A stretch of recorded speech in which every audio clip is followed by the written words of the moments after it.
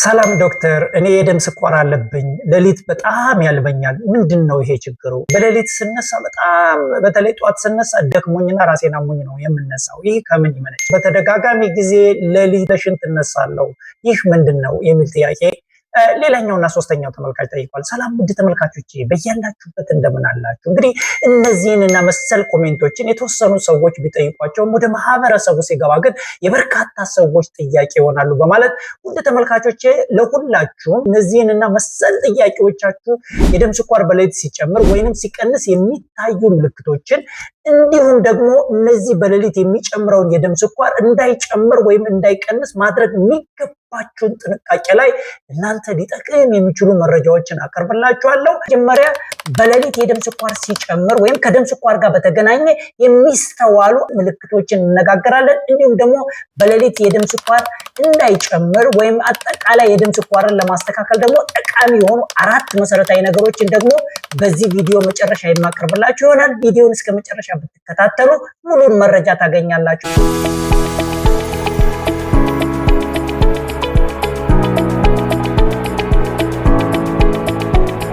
የመጀመሪያው ተመልካች እንደጠየቀው እንግዲህ እኔ የደም ስኳር አለብኝ፣ ሌሊት በጣም ያልበኛል፣ ይህ ችግሩ ምንድነው ያለውን የመጀመሪያ እንግዲህ በሌሊት ማላብ ወይም ላብ ምን ያመለክታል የሚለውን እንመለከታለን ማለት ነው።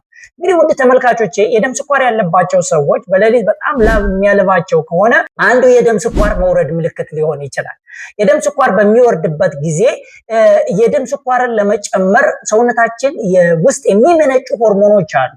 እንግዲህ እንደ ኮርቲዞል፣ አድሬናሊን ብዙ ጊዜ እነዚህ ሆርሞኖች ጉበትን በማዘዝ ስኳር እንዲለቀቅና ያነሰውን የደም ስኳር እንዲጨምር የሚያደርጉ ነገሮች ናቸው። ስለዚህ እነዚህ ኖር አድሬናሊን የምንላቸው እንደ ኤስትረስ ሆርሞኖች ስለሆኑ ሰውነታችን በላብ እንዲሰፈቅ ወይም ላብ እንዲኖረው የሚሆንበት ሁኔታ ይኖራል። ስለዚህ እንደዚህ አይነት ምልክቶች የስኳር ማነስ ጋር ሊያያዙ የሚችልበት ሁኔታ ይኖራል።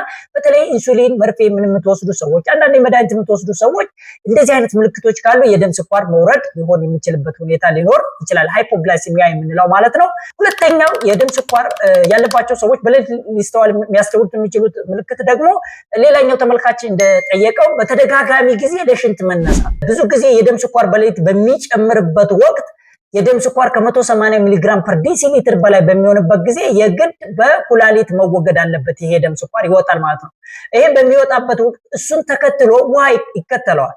ውሃን ይዞ የመውጣት ነገር ስለሚኖረው በተከታታይ ለሽንት የመነሳት ይኖራል። ይሄ እንግዲህ የደም ስኳር መጨመር ሊያመላክት የሚችልበት ሁኔታ ይኖራል ማለት ነው። ሶስተኛው ምልክት ደግሞ ከፍተኛ የውሃ ጥማት ነው። በሌሊት የደም ስኳር በሚጨምርበት ወቅት ከፍተኛ የውሃ ጥማት ወይም የመጥማት ስሜት ሊኖር ይችላል።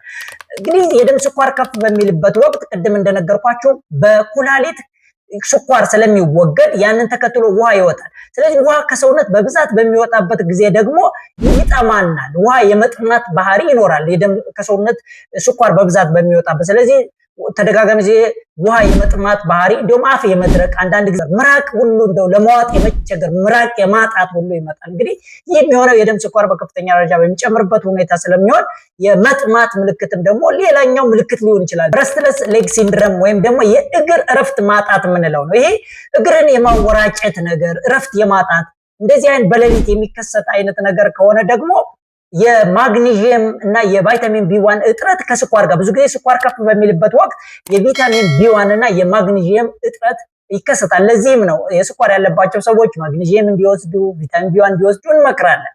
ግን ስኳር ከፍ ሲል የዚህ የቫይታሚን ቢ1 እና የማግኒዥየም እጥረት ይከሰታል። እነዚህ ቫይታሚን ቢ1 እና ማግኒዥየም ደግሞ የእግር ጡንቻዎች እንዲዝናኑ፣ በተለይ ማግኒዥየም ጡንቻዎች እንዲዝናኑ ሪላክስ እንዲሆኑ ያደርጋል። ስለዚህ የማግኒዥየም የጡንቻ እጥረት እንደዚህ አይነት ችግሮች ካሉም አንዳንድ ጊዜ የደም ስኳር በመጨመሩ ምክንያት የማግኒዥየም እና የቫይታሚን ቢ1 እጥረት ሊሆን ይችላል። ይህ ሌላው በሌሊት የሚስተዋል ምልክት ነው ማለት። በአምስተኛ ደረጃ ደግሞ ፕሪፈራል ኔውሮፓቲ የምንለው የነርቭ ችግር፣ እግር ማቃጠል። በሌሊት እግሬን በጣም ያቃጥለኛል፣ ደነዝዘኛል፣ የማቃጠል፣ የመደንዘዝ፣ የመውጋት እንደዚህ አይነት ፕሪፈራል ኔውሮፓቲ እንለዋለን። የደም ስኳር በሚጨምርበት ወቅት ነርቭ ላይ የሚያደርሰው ተጽዕኖ ምክንያት እንደዚህ አይነት ችግሮች ካሉ ወደ ሕክምና ተቋማት ቀርቦ የሚሰጡ መድኃኒት አልፋ ሊፖይክ አሲድ የምንላቸው ወይም ሌሎችም ደግሞ የደም ስኳርን በማስተካከል አጠቃላይ የደም ስኳርን እየቀነሱ ከነርቭ ጋር የተገናኙ ችግሮች አሉ። በዚህ አጋጣሚ የእግር ህመም በጣም የሚያስቸግራችሁ ስኳር ያለባችሁ የእግር ላይ ማቃጠል፣ የመደንዘዝ እንደገና አንዳንድ ጊዜ ደግሞ የእጅ ጫማዎች እና የእግር ጫማዎች ላይ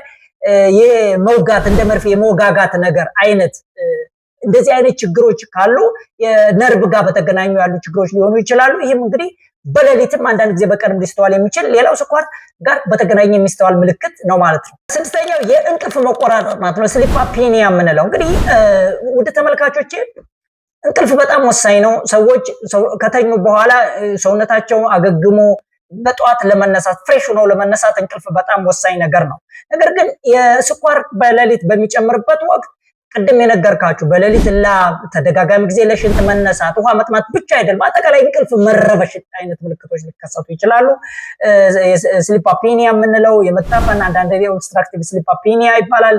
የማፈን ነገር አይነት ስሜቶች፣ ሌላው ደግሞ እዥት አይነት ነገሮች፣ እንዲህ ሁሉ የደም ስኳር በሚጨምርበት ወቅት የሚስተዋሉ ናቸው። እንዲህ አይነት ምልክቶችም ካሉ በእርግጥ ሐኪምን ማማከር የሚገባቸው ይሆናል።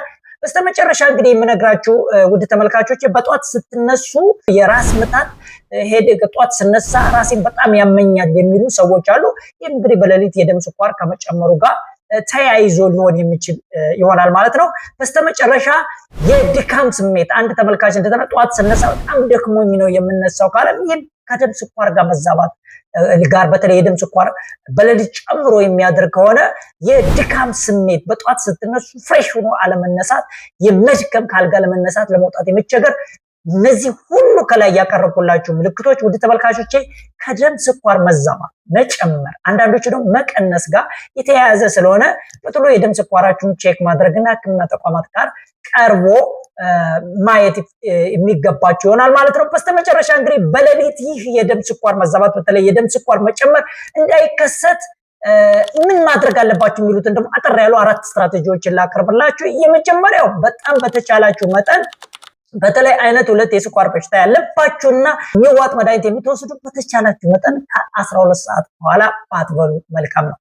ምንድነው ብዙ ጊዜ ማታ ላይ ሌሊት ተኝተን ነው የምናድረው። ስለዚህ ሰውነታችን ኦፍ ሆኖ ነው የሚያድረው፣ እንቅስቃሴ አልባ ነው ሌሊቱ። ስለዚህ የደም ስኳር ይጨምራል። ስለዚህ በመኝታችሁና በምትመገቡበት መካከል ቢያንስ የ3 ሰዓት ልዩነት ይኖር።